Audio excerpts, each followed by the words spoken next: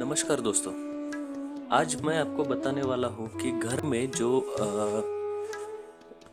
वायव्य कोण है, उस वायव्य कोण में अगर बेडरूम है तो वो बेडरूम किसने इस्तेमाल करना चाहिए, या फिर उस बेडरूम में कौन रहता है तो उसको क्या फ़ायदा मिलेगा, क्या नुकसान होगा। ये सभी चीज़ें मैं आपको बताने वाला हूँ। दोस्तों, अगर आपने मेरा चैनल अभी तक सब्सक्राइब नहीं किया है तो कृपया इसको सब्सक्राइब कीजिएगा। तो वायव्य कोण मतलब नॉर्थ वेस्ट डायरेक्शन, हम सभी जानते हैं। नॉर्थ वेस्ट, नॉर्थ उत्तर और वेस्ट पश्चिम। तो नॉर्थ वेस्ट डायरेक्शन में अगर बेड आता है तो यहाँ पर बेडरूम सबसे रिकमेंडेड जो दी है वो दी है जो घर के बच्चे हैं, मतलब अनमैरिड डॉटर। सबसे ज़्यादा प्रेफरेंस जो है वो अनमैरिड डॉटर और बाद में आपका जो लड़का है उसके लिए। तो यहाँ पर अनमैरिड डॉटर का बेडरूम बनाने से फ़ायदा ये होगा आपको कि अनमैरिड डॉटर जो कि आप जिसके शादी के लिए सोचेंगे तो शादी उनके टाइम पर होगी, जैसे कि उनके जन्म पत्री में दिया होगा उसी हिसाब से टाइम पर शादी होगी। और ये भी है कि एजुकेशन में अगर उनको बाहर किधर जाना है हायर एजुकेशन के लिए तो वो उस हायर एजुकेशन के लिए बाहर जा पाएंगे, क्योंकि ये जो है नॉर्थ वेस्ट कभी भी आदमी को रोकता नहीं है, वो उसको आगे और घर के बाहर जाने देता है। इसलिए नॉर्थ वेस्ट में बच्चों का रूम होना बहुत अच्छा माना जाता है। आपका सन रहेगा, आपके डॉटर रहेगी, उनका कमरा आप यहाँ पर बनाइए। जैसे मैंने मेरे दूसरे वीडियोस में भी बताया है कि अनमैरिड डॉटर का कमरा इस नॉर्थ वेस्ट पोर्शन में नॉर्थ ईस्ट पोर्शन में कभी भी मत बनाइए अनमैरिड डॉटर का कमरा। इससे उनकी शादी में कुछ प्रॉब्लम आने की संभावना होती है। तो नॉर्थ ईस्ट में नहीं बनाना है, आपको सिर्फ नॉर्थ वेस्ट में ही आपका सन या डॉटर का बेडरूम बनाना है। सन का मतलब आपके बच्चे का बेडरूम आप साउथ में भी ले सकते हो। साउथ में बेडरूम लेने से उसको अच्छा रहेगा बच्चे के लिए, आपका जो सन है उसके लिए। लेकिन यहाँ पर आप डॉटर का बेडरूम मत लीजिए। यहाँ पर बेडरूम लेने से बच्चे के लिए ये फायदा रहेगा कि उसके ऊपर शुक्र का प्रभाव रहेगा। अगर वो किसी आर्टिस्टिक फील्ड में जाना चाहता है, जैसे कि उसका करियर अगर उसको किसी मीडिया इंडस्ट्री में करना है जो कि शुक्र के प्रभाव में आता है, तो उसके लिए ये बेडरूम अच्छा रहेगा। नहीं तो जनरली ये बेडरूम जो है एजुकेशन, हायर एजुकेशन के लिए बाहर जाना, जॉब के सिलसिले में किसी दूसरे कंट्रीज में जाना, दूसरे लोकेशन पे, तो उसके लिए ये बेडरूम बहुत अच्छा रहेगा, ना कि ये। तो ध्यान में रखिए, नॉर्थ वेस्ट का जो बेडरूम है ये हमेशा आपके बच्चे, जो आपके अनमैरिड डॉटर या आपका जो भी लड़का है उसके लिए ये बेडरूम अच्छा रहेगा। इसके बाद में हम देखते हैं इसे एज अ गेस्ट रूम के नज़र से। तो गेस्ट रूम हम अगर करते हैं इस बेडरूम को तो ये भी अच्छा है, क्योंकि ये रूम जो है यहाँ पर जो एनर्जी है नॉर्थ वेस्ट में, तो ये एनर्जी यहाँ पर आदमी को ज़्यादा देर रुकने नहीं देती है। अगर आप यहाँ पर गेस्ट रूम करोगे तो गेस्ट का नेचर होता है कि आना, कुछ दिन में चला जाना। तो इस प्रकार से यहाँ पर अगर गेस्ट रूम करोगे तो वो गेस्ट ज़्यादा देर नहीं रुकेगा, वो गेस्ट जैसे ही रुकेगा और चला जाएगा ना कि ज़्यादा देर आपके पास में रहेगा और हमेशा उधर ही रहेगा, ऐसा नहीं होगा। तो गेस्ट रूम भी इसको अच्छा माना जाता है।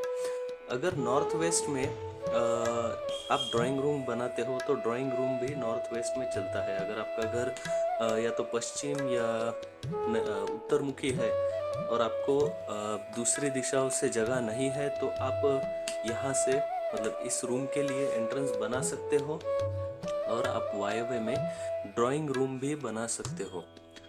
बेडरूम में हमने देखा बच्चों के लिए चलता है, गेस्ट के लिए चलता है, इन दोनों के लिए भी ये बेडरूम अच्छा है।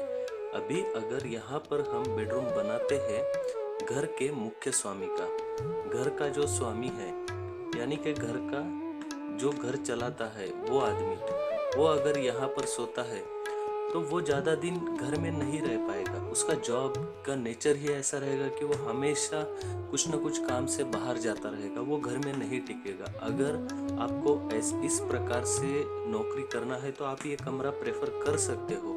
अदरवाइज हमेशा घर का जो मुख्य पुरुष है उसको साउथ वेस्ट जो जोन है, ये साउथ वेस्ट है, साउथ वेस्ट, यहाँ पर ही मास्टर बेड होना चाहिए साउथ वेस्ट में।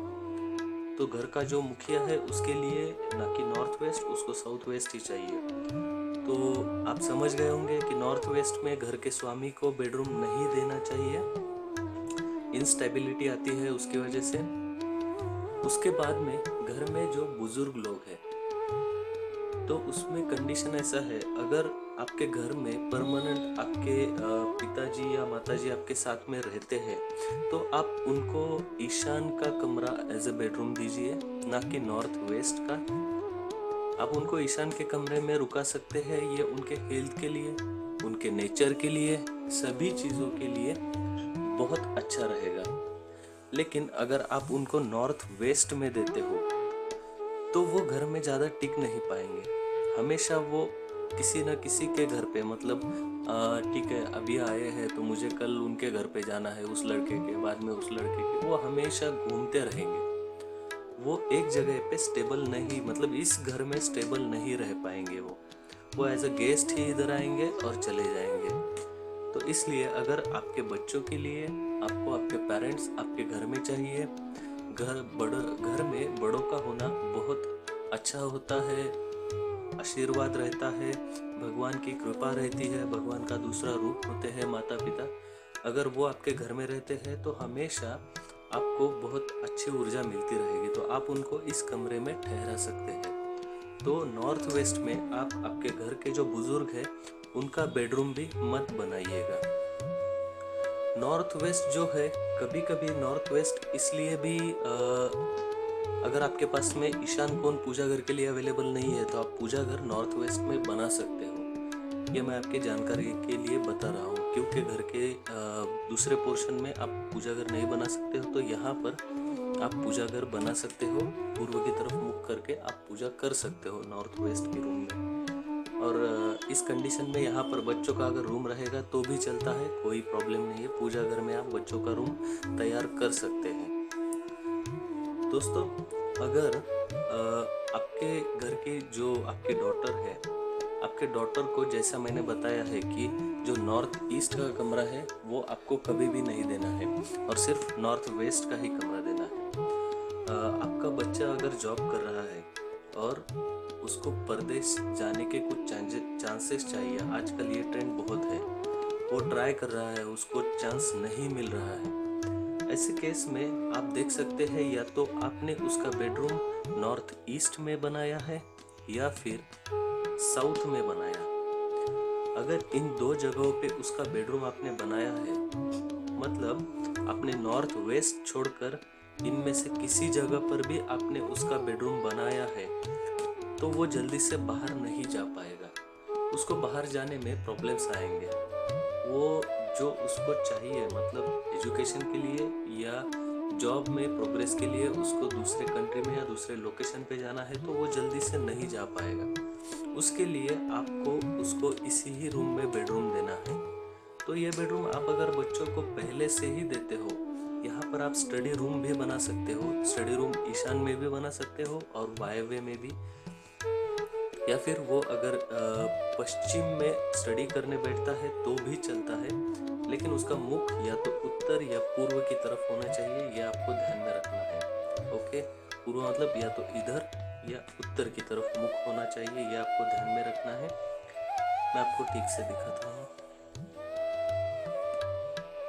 अगर आपको बच्चे को यहाँ पे, ना कि नॉर्थ वेस्ट, आपको वेस्ट में बच्चे को स्टडी को बिठाना है, तो इसको या तो पूर्व यानी इधर मुख करना है या फिर उत्तर में उसको मुख करना चाहिए। अगर ये पॉसिबल है तो आप ये कर सकते हो, अदरवाइज आप उसको यहाँ पर स्टडी टेबल दे सकते हो जो कि उसका मुख पूर्व या उत्तर की तरफ रहेगा। लेकिन पढ़ाई करते वक्त हमेशा उनका मुख पूर्व और उत्तर की तरफ होना चाहिए।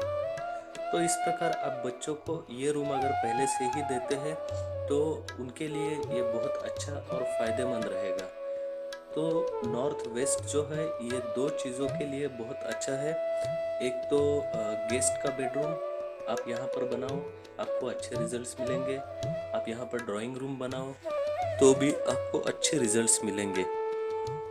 आप यहाँ पर बच्चों का रूम बनाते हो, बेडरूम, स्टडी रूम ये आप बनाते हो तो भी आपको अच्छे रिजल्ट्स मिलेंगे।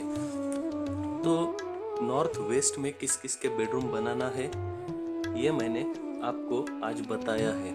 दोस्तों, आप यहाँ पर ये बेडरूम बना के इसकी एनर्जी का फ़ायदा ले सकते हो। मेरे इस वीडियो को देखने के लिए धन्यवाद।